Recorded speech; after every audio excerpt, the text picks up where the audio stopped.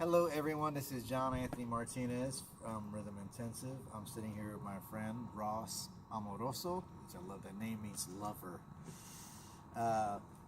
So Ross is here with me at the Midwest Rhythm Summit at Terra State Community College in Fremont, Ohio. And we were talking the other night, and he came up to me and told me about this great idea that I want him to share with you because I'm hoping that this starts a new trend. So, Ross, tell us about this card. Well, the idea for this card came from this and talking with other people about how people are not buying physical music anymore. And I have quite a few students, and it's amazing to me that some of them have never been in a record shop. Right. Where do you teach? I teach in the Cleveland area. In Cleveland. Okay. Cool. I have my own I teach out of my house. I have a studio there.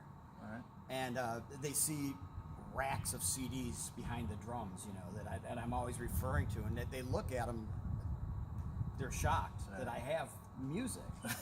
What's that? Yeah, and, I have it all on my computer, but that's just for access. Right. I actually keep the CDs in vinyl. I archive. I dump it to the computer and I archive it because some CDs you can't get anymore. Of course, right.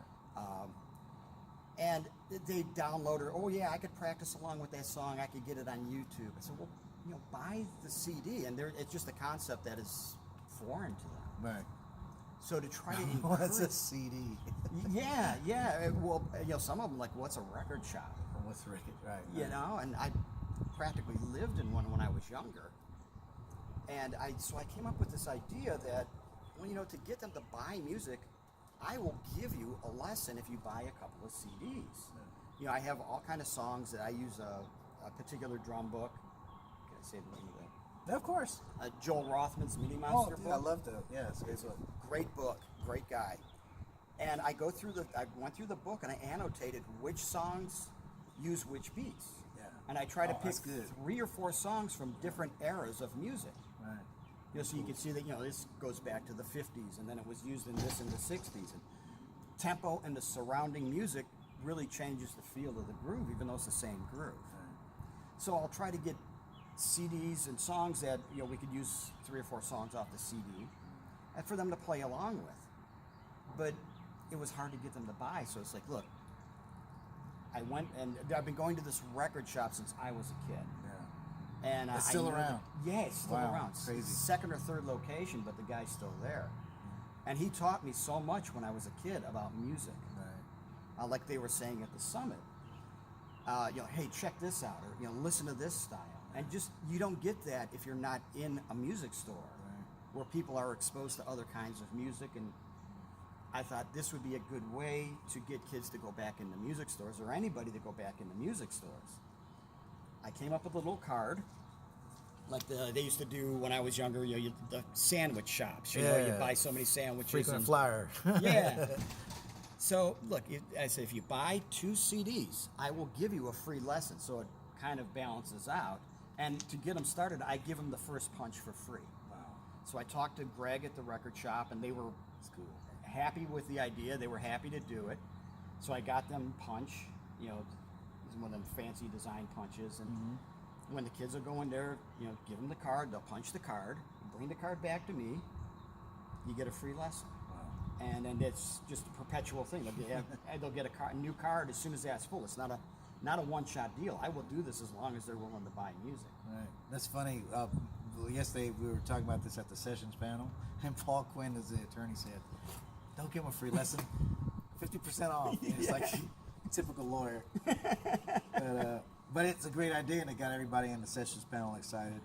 Because, somebody might say, well, we have Genius, on Apple, iTunes, or we have whatever, Spotify, and the algorithm will, serve you the next tune. But that kind of takes away the connection, which is really kind of what music should be about, isn't it? Like connecting with people on an emotional level. Yeah, and the fun and bringing of us finding together. it yourself. And the fun, yeah, and what? The fun of finding the CD yourself. Yeah, sometimes you'll be drawn to one because of the album cover art. Yeah. It's like, well, what is this? Yeah, right. And just from being in the store, they're always playing music. And it just happened to me the other day, it never goes away. I went there to pick up a new CD. I have CDs that I call car CDs. Yeah. And like I said, you put the good ones away and I keep one in the car. Right. So I have like 3 copies of the same thing. So Right. went and got some King Crimson for the road. Oh, nice. And they were playing a CD in there that I had never heard before. And I said, this is really good. What is this? And they said, this is Bell and Sebastian. It's like a British poppy band. So give me that too. I would have never heard of that if I was just buying music online, a song online. If I wasn't there, I would have never found that music. Wow, that's pretty cool. Yeah. That's pretty cool. So this all comes, from, I guess, we were talking about a class, or it's in the book actually, where we were talking about, I was doing a class for a room full of young producers, and I asked them the question, how many of you are going to be record producers? They all raised their hand. I said, how many of you have ever bought music? And they all laughed. No one raised their hand.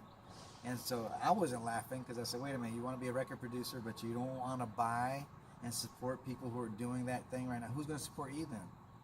So we kind of trying to figure out how can we, get the trend to change a bit and get kids to enjoy the experience we used to have when we were kids, where we'd go to the record shop. I used to walk to the record store. Oh, me too. Lay down the money and get so excited about unwrapping the plastic and taking the sleeve out and reading the lyrics and the credit. And while you're listening to the record, like, who's on the session and where's all that's gone, man. Yeah.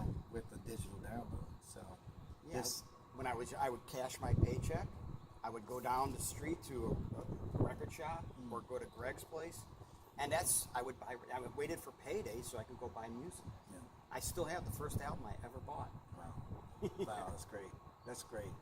So the reason I wanted to talk to you and document this on video is because I want all music teachers to see if you would implement the Amoroso punch card system, man. This is a brilliant way to get kids to interact with physical records and CDs and start to maybe cherish music like the way we used to cherish music, and to encourage them to support artists, because if we don't support artists, we can't make music, right? Appreciate you, Ross, man. Thank you very much. for sitting Thank with you me, for man. everything. This was very inspiring. Thank you for the feedback. Look at this. This is a great idea, so thank you. Thank you. And how can people reach you? My email address is rhythmatist Rhythmatist, all right. 703@gmail.com. Rhythmatist, like Stuart Copeland calls himself a rhythmatist. Yes. Rhythmatist at 703. Rhythmatist 703 at. Is that your area code? No, it's just Birthday? birthday. Oh, what's the name of your first pet? No, just kidding. Rhythmatist703@gmail.com. Thanks, Ross, brother. Thank you. God bless you, man. Thank you.